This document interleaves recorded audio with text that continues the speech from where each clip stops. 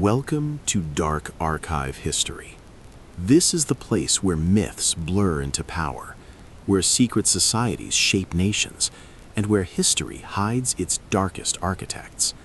Tonight, we ask a dangerous question. What if the Illuminati were real and never went away? Were they just a forgotten 18th century club, or the blueprint for modern global power? As you listen, decide for yourself. Leave your theory in the comments. If you enjoy forbidden history and hidden truth, like, subscribe, and tell me what story you want me to uncover next. Now, let's open the archive. On May 1st, 1776, as monarchs ruled by divine right and churches dictated truth, a small group of men met in secret. They believed the world was sick, not with plague, but with ignorance. They called themselves the Illuminati. A world built on obedience.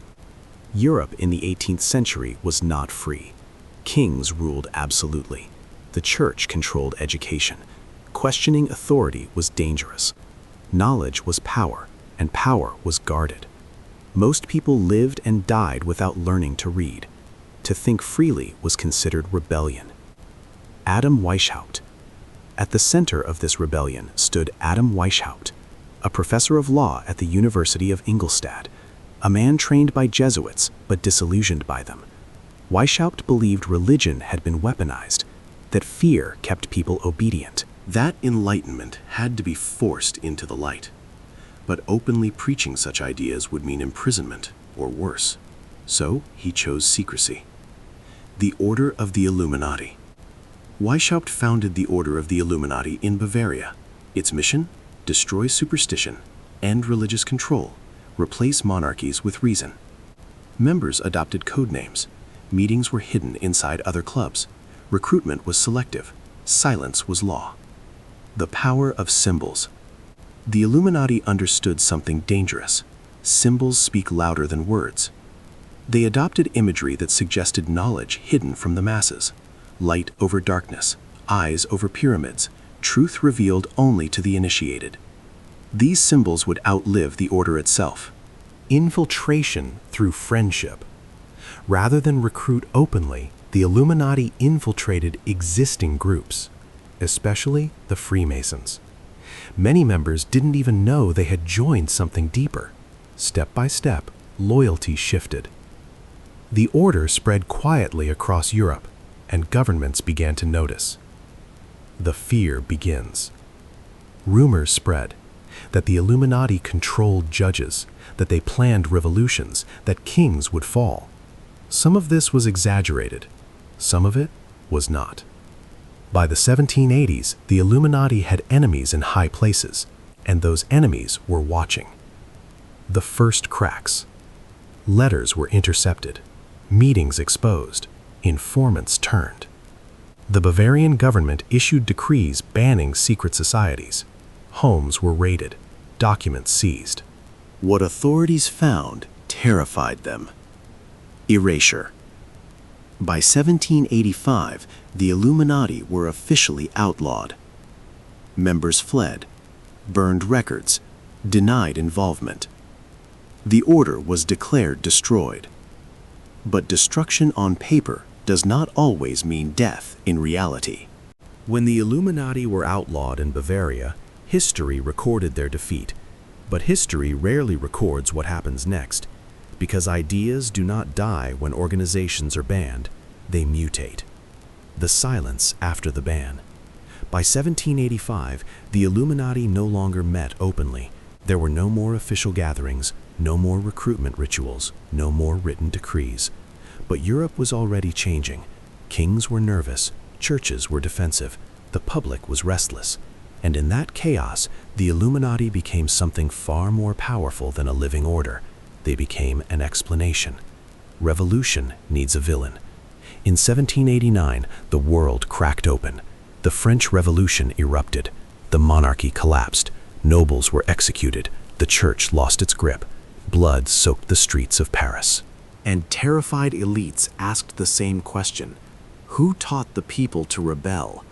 The answer was ready. The Illuminati. From fact to fear. Pamphlets flooded Europe. Anonymous writers claimed the Illuminati had orchestrated the French Revolution, infiltrated political clubs, destroyed Christian order. One name appeared again and again: Adam Weishaupt. Though he lived in exile, stripped of power, he was transformed into a phantom mastermind. Truth no longer mattered.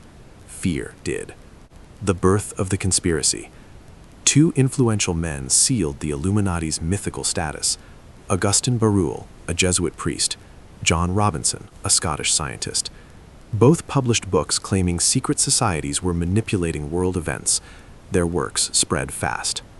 They argued revolutions were planned, not spontaneous. Governments were infiltrated. Freedom was a lie. For the first time, the idea of a hidden global elite entered mainstream thought. The Illuminati disappear. Ironically, the Illuminati's destruction made them immortal. No records meant no proof of extinction. No leaders meant no accountability. They could now be blamed for everything: wars, rebellions, economic collapse, a perfect enemy. The symbols escape. While the order vanished, its symbols did not. The all-seeing eye, light emerging from darkness, knowledge reserved for the few. These ideas moved freely through art, literature, and philosophy. When the United States adopted the Great Seal in 1782, conspiracy theorists would later see proof of Illuminati survival. But at the time, no one noticed. History always reveals fear after the fact. From Europe to the world. By the 19th century, the Illuminati were no longer German. They were everywhere. In America, in England, in whispers. They had become a framework, not an organization, a way to explain why the world felt out of control. By the dawn of the 20th century, the Illuminati no longer existed as a documented organization, but their shadow had never been larger. They were no longer accused of controlling clubs and lodges. They were accused of controlling the world. A new kind of empire. The old world was ruled by kings. The new world was ruled by systems. Banks replaced crowns. Corporations replaced armies. Information replaced religion. And as power grew more abstract, fear grew deeper. People began asking questions with no clear answers. Who controls money? Who decides wars? Who benefits when nations collapse? Once again, a name rose from history's grave: the Illuminati. The financial myth. In the early 1900s, conspiracy theories evolved. They claimed secret elites controlled central banks, global debt, economic crashes. The Illuminati were said to operate through finance, not force. Invisible transactions, hidden leverage, power without uniforms. The idea terrified people because it felt plausible. Money already ruled lives. Why not the world? War and the shadow hand.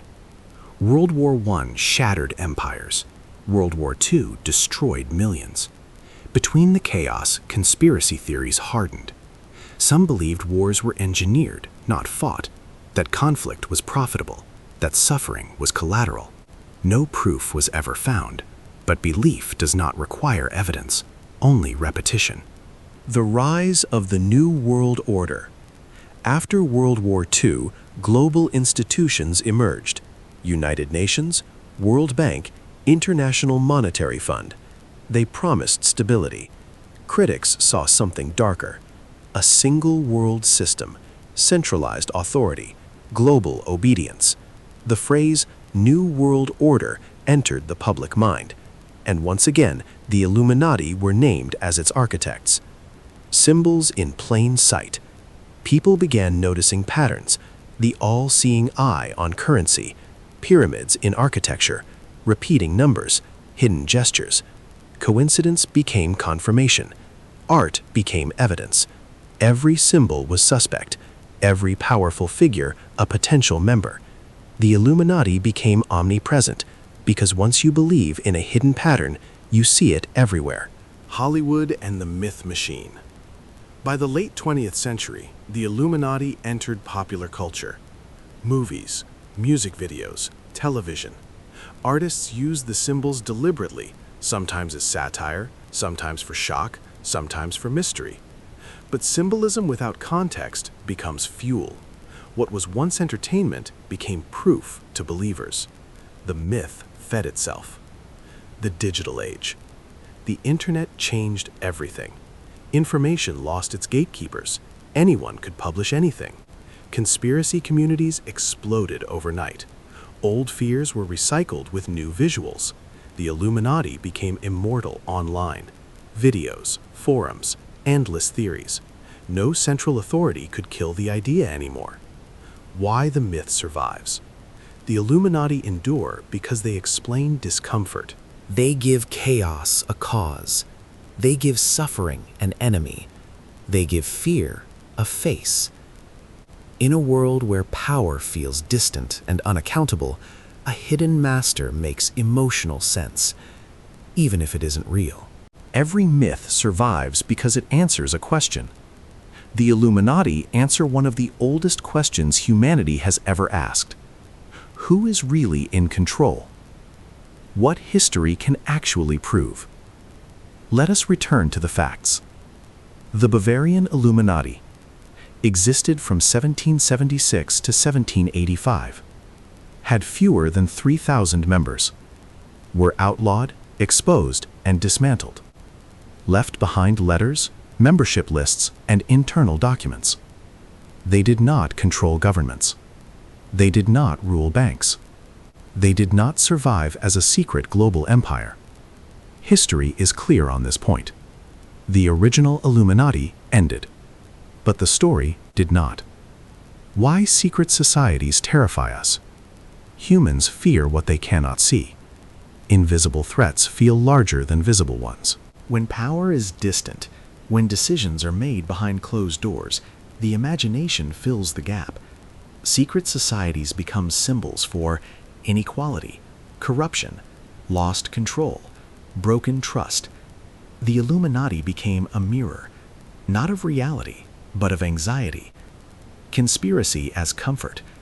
Paradoxically, conspiracy theories are comforting. They suggest someone is in charge. Chaos has a cause. Suffering has a reason. A hidden enemy is easier to accept than randomness. The Illuminati myth gives structure to fear. That is why it survives every debunking. The digital accelerator. The internet did not invent Illuminati conspiracies. It amplified them. Algorithms reward emotion, not accuracy. Fear spreads faster than fact. Every image becomes evidence. Every coincidence becomes confirmation. The myth evolves with technology. Do they still exist? As an organization? No. As an idea? Absolutely.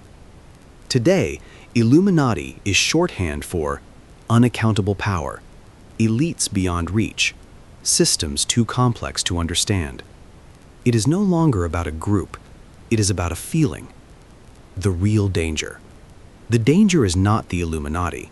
The danger is believing nothing is real.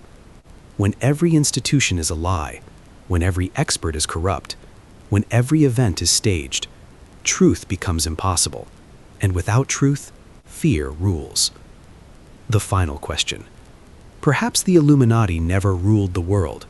Perhaps they ruled something else, the imagination. And once an idea controls how people see reality, it no longer needs to exist. Final words. The Illuminati were real. Their power was limited. Their myth was limitless. And the greatest secret they ever kept is that they didn't need to survive for us to believe they did.